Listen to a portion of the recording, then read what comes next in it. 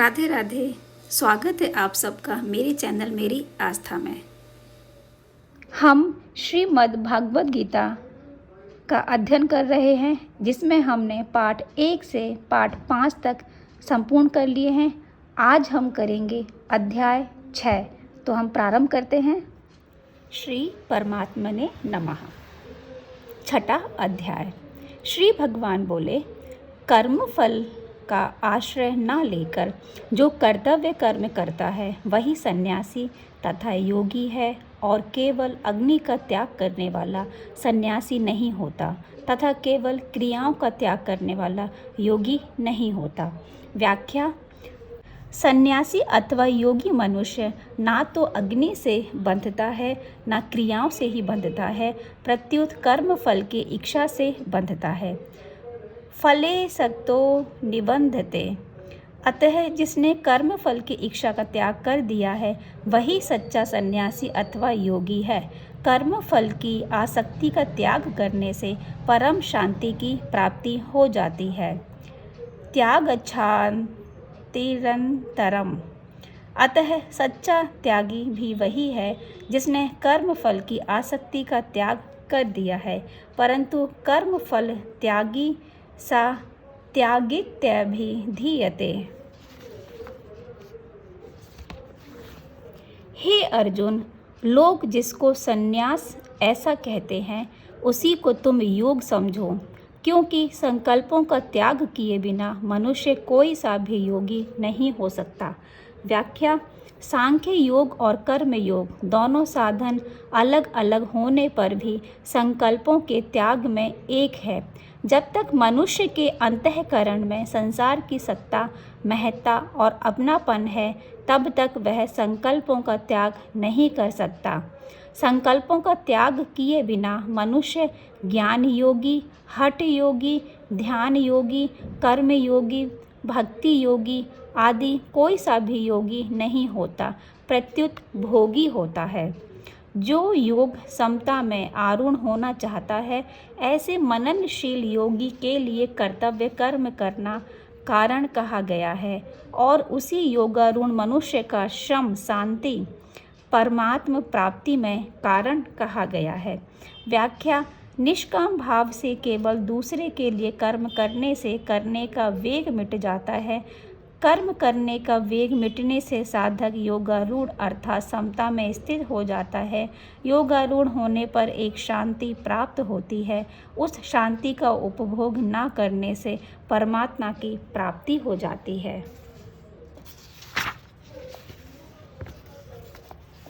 शम शांति का अर्थ है शांत होना, चुप होना, कुछ न करना। जब तक हमारा संबंध करने क्रिया के साथ है तब तक प्रकृति के साथ संबंध है। जब तक प्रकृति के साथ संबंध है तब तक अशांति है, दुख है, जन्म मरण रूप बंधन है। प्रकृति के साथ संबंध ना करने से मिटेगा, कारण कि क्रिया और पदार्थ दोनों प्रकृति में है।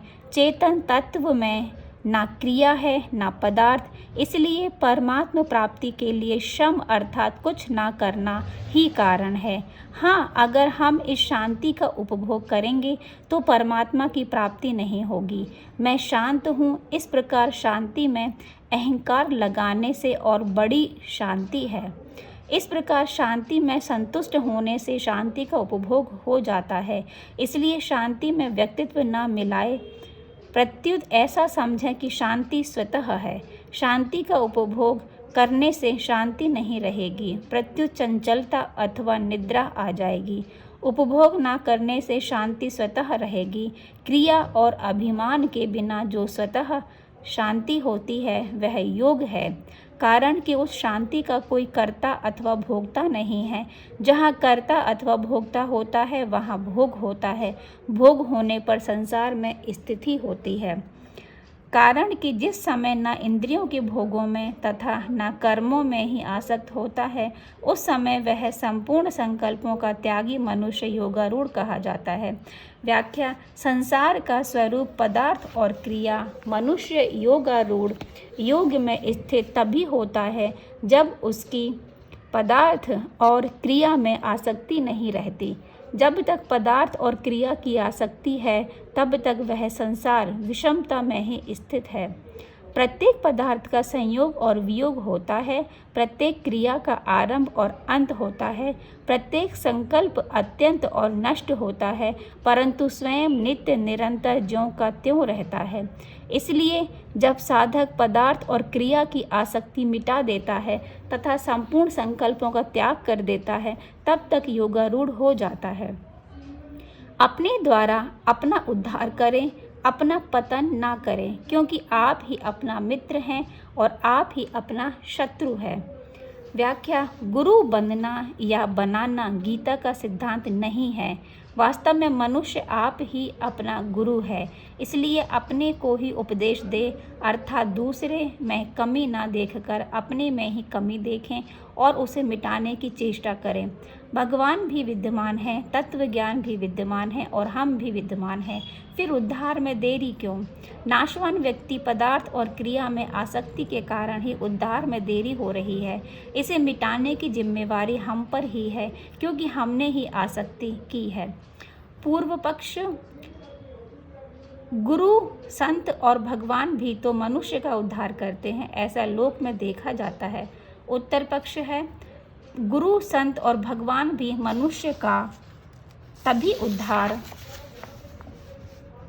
करते हैं जब वह स्वयं उन्हें स्वीकार करता है, अर्थात उन पर श्रद्धा विश्वास करता है, उनके सम्मुख होता है, उनकी शरण लेता है, उनकी आज्ञा का पालन करता है। गुरु, संत और भगवान का कभी अभाव नहीं होता, पर अभी तक हमारा उद्धार नहीं हुआ, तो इससे सिद्ध होता है कि हमने ही उन्हें स्वीकार नहीं किया। जिन्होंने उन्हें स्वीकार किया उन्हीं का उद्धार हुआ, अतः अपने उद्धार और पतन में हम ही हेतु हैं। जिसने अपने आप को जीत लिया है, उसके लिए आप ही अपना बंधु है, और जिसने अपने आप को नहीं जीता है, ऐसे अनात्मा का आत्मा ही शत्रुता में शत्रु की तरह बर्ताव करता है। व्याख्या: शरीर को मैं, मेरा और मेरे लिए ना मानना अपने साथ मित्रता करना है। शरीर को मैं, मेरा और मेरे लिए मानना अपने साथ शत्रुता करना है। आप ही अपना मित्र बनकर मनुष्य अपना जितना भला कर सकता है, उतना दूसरा कोई मित्र नहीं कर सकता। इसी प्रकार आप ही अपना शत्रु बनकर मनुष्य अपना जितना नुकसान कर सकता है, उतना दूसरा कोई शत्रु नहीं कर सकता। जिसने अपने पर विजय कर ली, उस शीत उष्ण, अनुकूलता प्रतिकूलता, सुख दुख तथा मान अपमान में निर्विकार मनुष्य को परमात्मा नित्य प्राप्त है।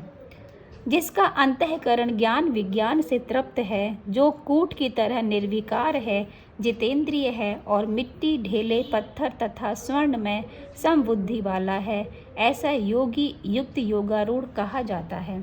सुहृदय, मित्र, वैरी, उदासीन, मध्यस्थ, द्वेष और संबंधियों में तथा साधु आचरण करने वालों में और पाप आचरण करने वालों में भी समबुद्धि वाला मनुष्य श्रेष्ठ है।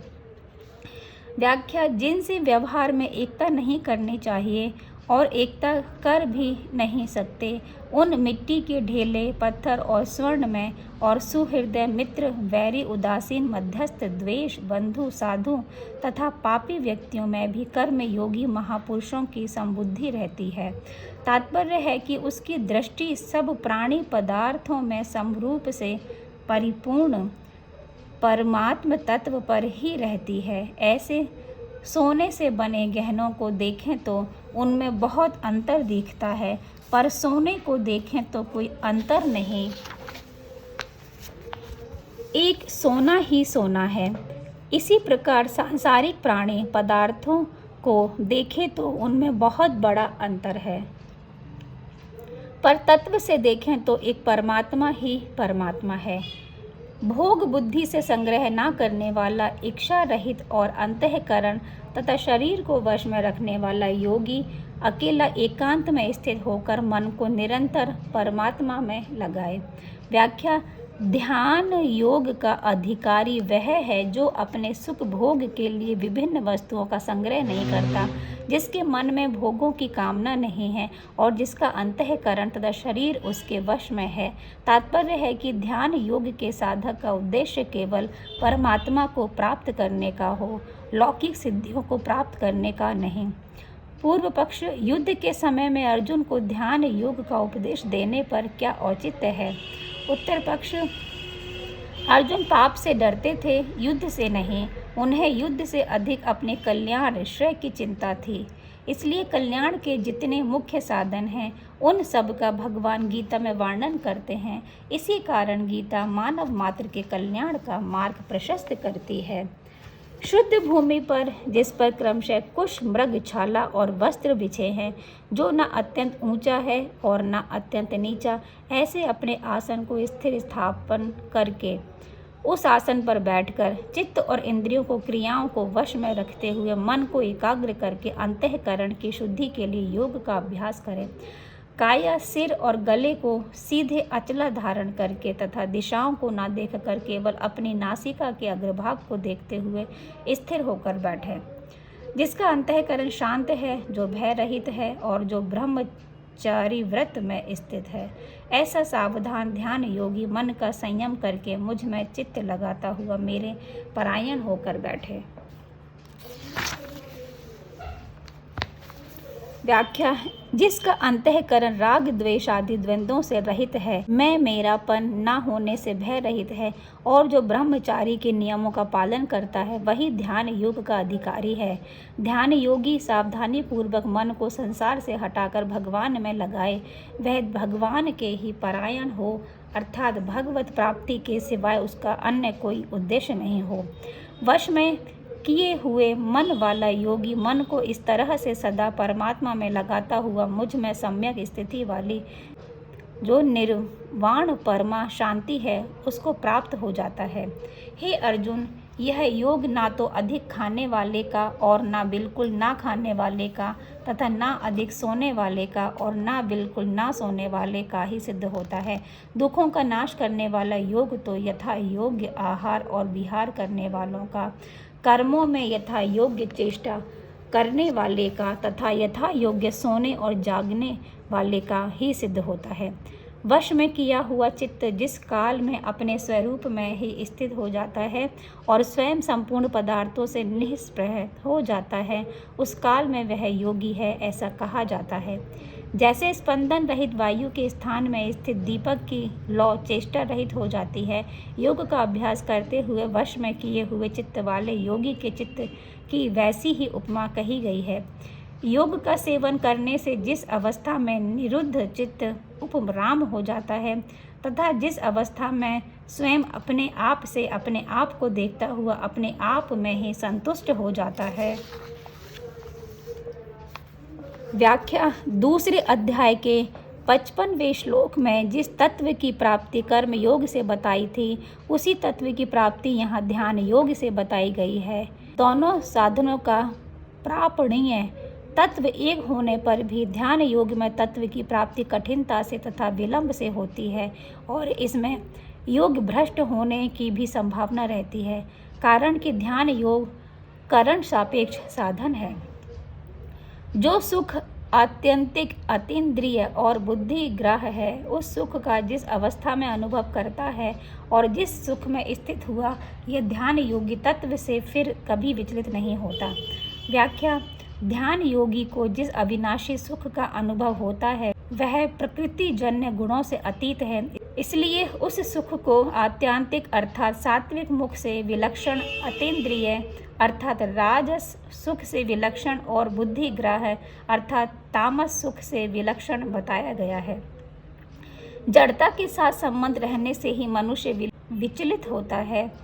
ध्यान योगी का जड़ता से संबंध सर्वथा छूट जाता है, अतः वह तत्व से कभी विचलित नहीं होता। जैसे समाधि से व्युत्थान होता है, ऐसे उसका विनाशी सुख से कभी व्युत्थान नहीं होता। जिस लाभ की प्राप्ति होने पर उससे अधिक कोई दूसरा लाभ उसके मानने में भी नहीं आता और जिसमें स्थित होने पर वह बड़े भारी दुख से भी विचलित नहीं किया जा सकता।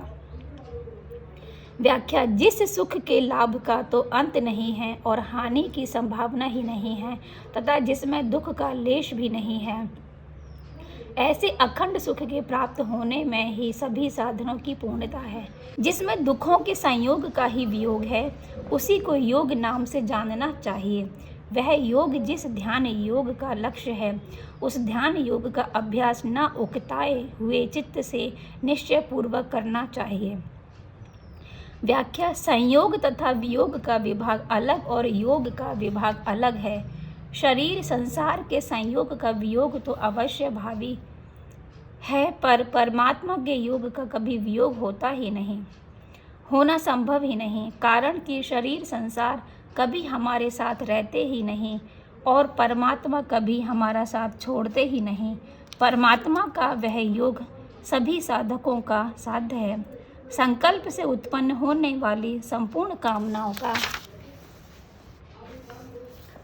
सर्वथा त्याग करके और मन से इंद्रिय समूह को सभी ओर से हटाकर धैर्य युक्त बुद्धि के द्वारा संसार से धीरे धीरे उपराम हो जाए और मन बुद्धि को परमात्म स्वरूप में सम्यक प्रकार से स्थापना करके फिर कुछ भी चिंतन ना करें। व्याख्या, सर्वप्रथम साधक बुद्धि से यह निश्चय कर ले कि संपूर्ण देश, काल, क्रिया, वस्तु, व्यक्ति आदि में एक परमात्म तत्व चिन्मय सत्ता मात्र रूप से परिपूर्ण है। उस परमात्म तत्व के सिवाय कुछ भी नहीं है। तत्पश्चात इस निश्चय का भी त्याग करके साधक बाहर भीतर से चुप हो जाए, अर्थात कुछ भी चिंतन ना करे, ना संसार का, ना आत्मा का, ना परमात्मा का। कारण कि साधक कुछ भी चिंतन करेगा तो चित्त जड़ साथ में रहेगा, चित्त से संबंध विकसित नहीं होगा। वह किसी का भी चिंतन करेगा तो किसी का ही चिंतन होगा और किसी का भी चिंतन नहीं करेगा तो परमात्मा का चिंतन होगा, अर्थात परमात्मा में स्थिति होगी। अन्य कोई भी चिंतन यदि अपने आप आ जाए तो साधक उसकी उपेक्षा कर दे, अर्थात उसमें ना तो यह भाव आए कि यह बना रहे और ना ही यह भाव आए कि यह चला जाए। उसमें ना राग करे, ना द्वेष करे और ना उसे अपने में ही माने। मुझे कुछ भी चिंतन नहीं करना है, ऐसा आग्रह भी साधक ना रखे। साधक का स्वभाव ही स्वतः चुप शांत होने का तथा अपने लिए कुछ ना करने का बन जाए। पूर्व पक्ष, कुछ भी चिंतन ना करने से जो साक्षी भाव रहेगा वह तो बुद्धि में ही रहेगा। उत्तर पक्ष, साक्षी भाव तो बुद्धि में रहेगा पर उसका परिणाम स्वयं में होगा। जैसे युद्ध तो सेना करती है पर परिणाम में विजय राजा की ही होती है, साधक का यह साक्षी भाव भी बिना उद्योग किए स्वतः मिट जाएगा। पूर्व पक्ष, व्यर्थ चिंतन को मिटाने के लिए परमात्मा का चिंतन करे तो क्या आपत्ति है। उत्तर पक्ष, एक चिंतन किया जाता है, एक चिंतन स्वतः होता है। जैसे भूख लगने पर अन्न का चिंतन स्वतः होता है, ऐसे ही साधक को परमात्मा का चिंतन स्वतः होना चाहिए, जो परमात्मा की आवश्यकता समझने पर ही होगा। परंतु साधक की प्राय यह दशा होती है कि उसे परमात्मा का चिंतन तो करना पड़ता है पर संसार का चिंतन स्वतः होता है। संसार के चिंतन को मिटाने के लिए वह बलपूर्वक परमात्मा का चिंतन करता है। इसका परिणाम यह होता है कि बलपूर्वक किए गए चिंतन का प्रभाव भी अंतःकरण में अंकित हो जाता है और संसार का चिंतन भी होता रहता है। इससे साधक के भीतर यह अभिमान उत्पन्न हो जाता है कि मैंने इतने वर्षों तक साधन किया, अथवा वह निराश हो जाता है कि इतने वर्षों तक साधन करने पर भी लाभ नहीं हुआ। अतः साधक निद्रा आलस्य छोड़कर चुप शांत रहने का स्वभाव बना ले। कुछ भी चिंतन ना करने से साधक की स्थिति स्वतः परमात्मा में ही होगी। यह अस्थिर और चंचल मन जहाँ जहाँ विचरण करता है वहाँ वहाँ से हटाकर इसको एक परमात्मा में ही भली भांति लगाए, जिसके सब पाप नष्ट हो गए हैं, जिसका रजोगुण शांत हो गया है तथा जिसका मन सर्वथा शांत हो गया है। ऐसे इस ब्रह्म रूप बने हुए योगी को निश्चित ही उत्तम सात्विक सुख प्राप्त होता है। इस प्रकार अपने आप को सदा परमात्मा में लगाता हुआ पाप रहित योगी सुख पूर्वक ब्रह्म प्राप्ति रूप अत्यंत सुख का अनुभव कर लेता है। व्याख्या, अपने आप को परमात्मा में लगाने का तात्पर्य है कुछ भी चिंतन ना करना अर्थात बाहर भीतर से चुप शांत हो जाना, ना संसार बाहर का चिंतन हो, ना परमात्मा भीतर का, कुछ भी चिंतन ना करने से स्वतः साधक की स्थिति परमात्म तत्व में होती है। मन को परमात्मा में लगाना करण सापेक्ष साधन है और अपने आप को परमात्मा में लगाना करण निरपेक्ष साधन है। करण निरपेक्ष साधन से जड़ता का संबंध सर्वथा न रहने से साधक सुखपूर्वक परमात्मा को प्राप्त कर लेता है, परंतु करण सापेक्ष साधन में परमात्मा को कठिनतापूर्वक प्राप्त किया जाता है। सब जगह अपने स्वरूप को देखने वाला और ध्यान योग से युक्त अंतःकरण वाला सांख्य योगी अपने स्वरूप को संपूर्ण प्राणियों में स्थित देखता है और संपूर्ण प्राणियों को अपने स्वरूप में देखता है। व्याख्या: ध्यान योग के जिस साधक में ज्ञान के संस्कार रहते हैं, जो ज्ञान को ही मुख्य मानता है, वह जड़ता से संबंध विकसित होने पर स्वयं को सब प्राणियों में तथा सब प्राणियों को स्वयं में अनुभव करता है। जो भक्त सब में मुझे देखता है और मुझ में सबको देखता है, उसके लिए मैं अदृश्य नहीं होता और वह मेरे लिए अदृश्य नहीं होता। व्याख्या: ध्यान योग के जिस साधक में भक्ति के संस्कार रहते हैं, जो भक्ति को ही मुख्य मानता है, वह जड़ता से संबंध विकसित होने पर सब में भगवान को और भगवान में सबको देखता है। अतः उसके लिए भगवान अदृश्य नहीं होता और वह भगवान के लिए अदृश्य नहीं होता। जब एक भगवान के सिवाय दूसरी सत्ता है ही नहीं, भगवान ही अनेक रूपों में प्रकट हो रहे हैं, फिर भगवान कैसे छिपे, कहाँ छिपे, किसके पीछे छिपे। मुझ में एक ही भाव से स्थित हुआ जो भक्ति योगी संपूर्ण प्राणियों में स्थित मेरा भजन करता है, वह सब कुछ बर्ताव करता हुआ भी मुझ में ही बर्ताव कर रहा है, अर्थात वह नित्य निरंतर मुझ में ही स्थित है।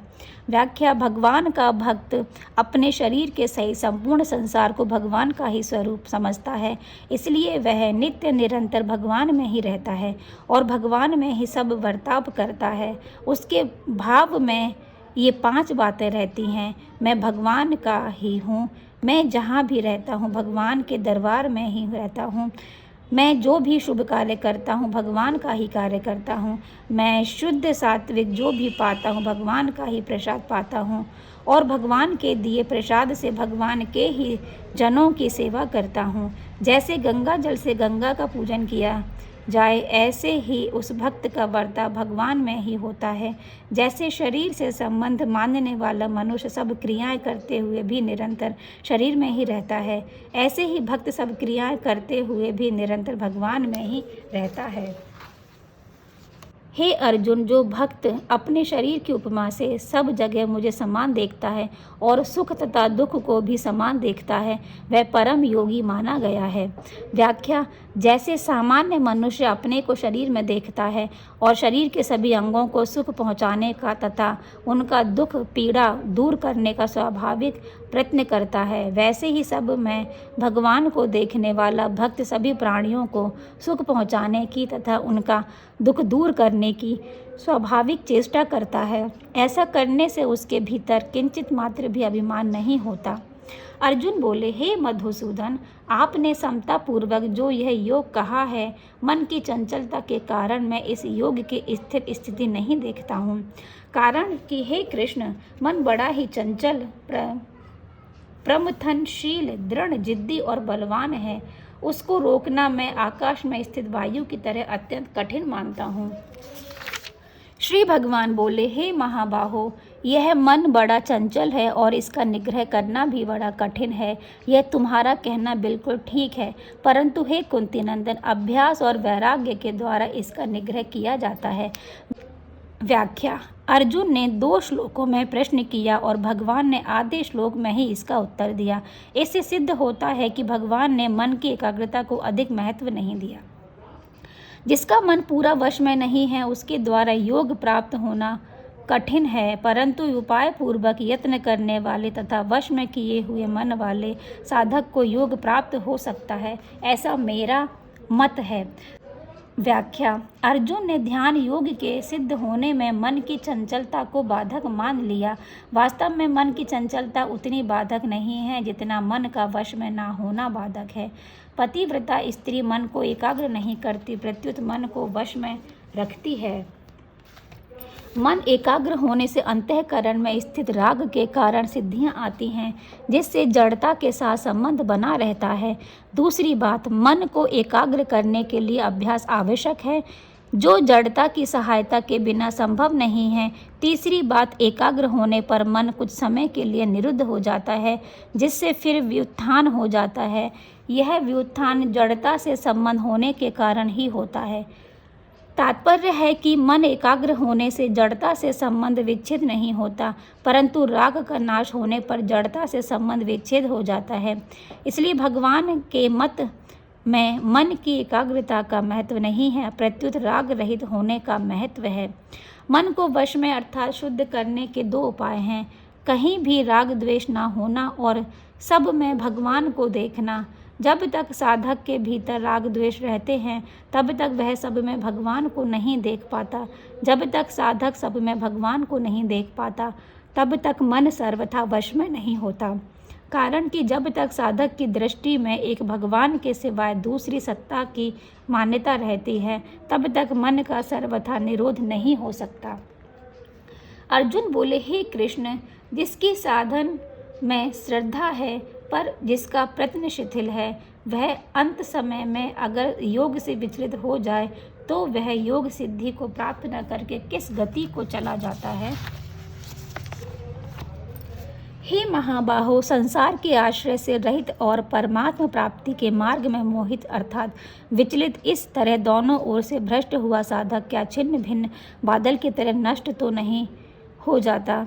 हे कृष्ण, मेरे इस संदेह का सर्वथा छेदन करने के लिए आप ही योग्य हैं, क्योंकि इस संशय का छेदन करने वाला आपके सिवाय दूसरा कोई हो ही नहीं सकता।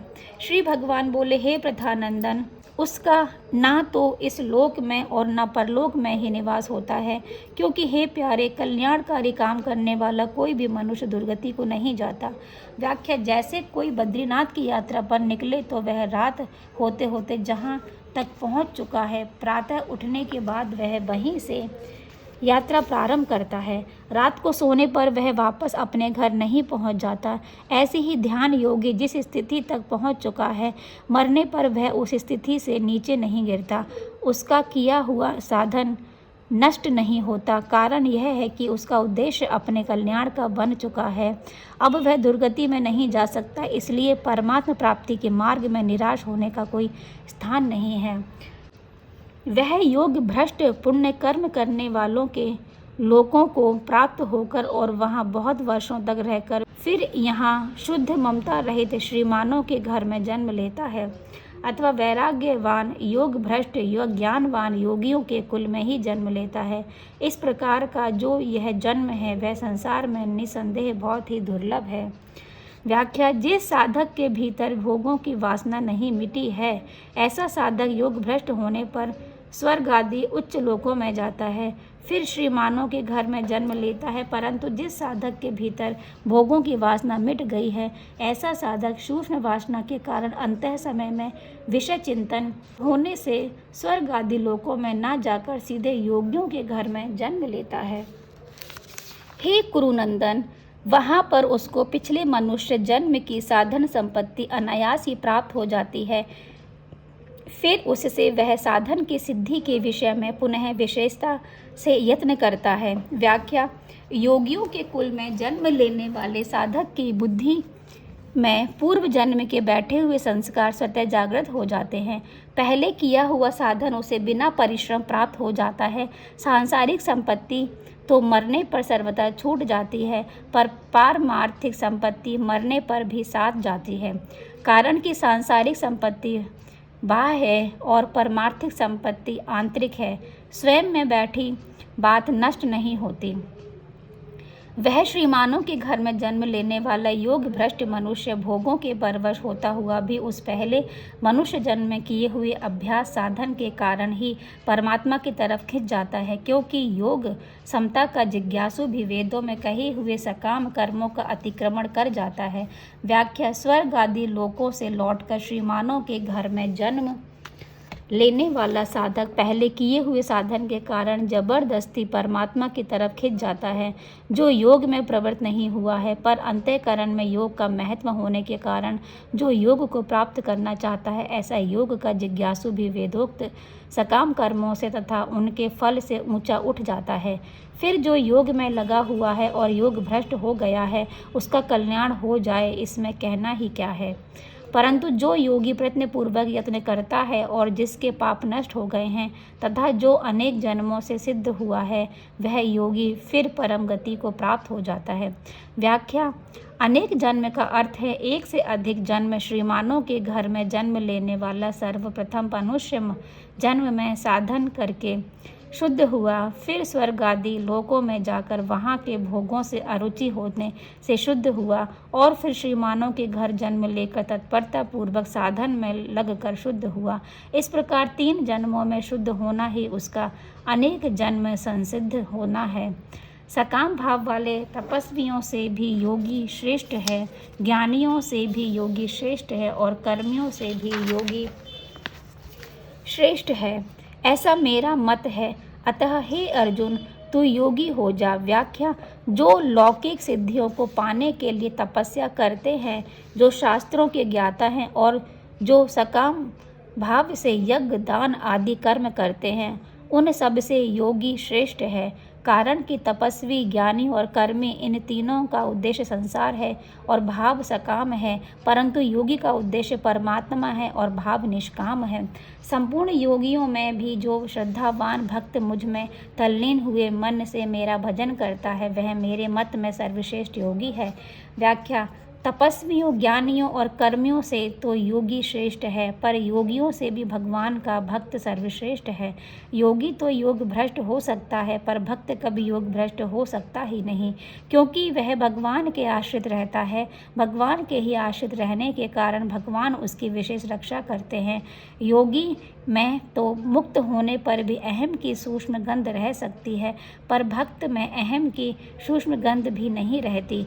भक्त को उस प्रतिक्षण वर्धमान प्रेम की प्राप्ति होती है जिसकी भूख महायोगेश्वर भगवान में भी है।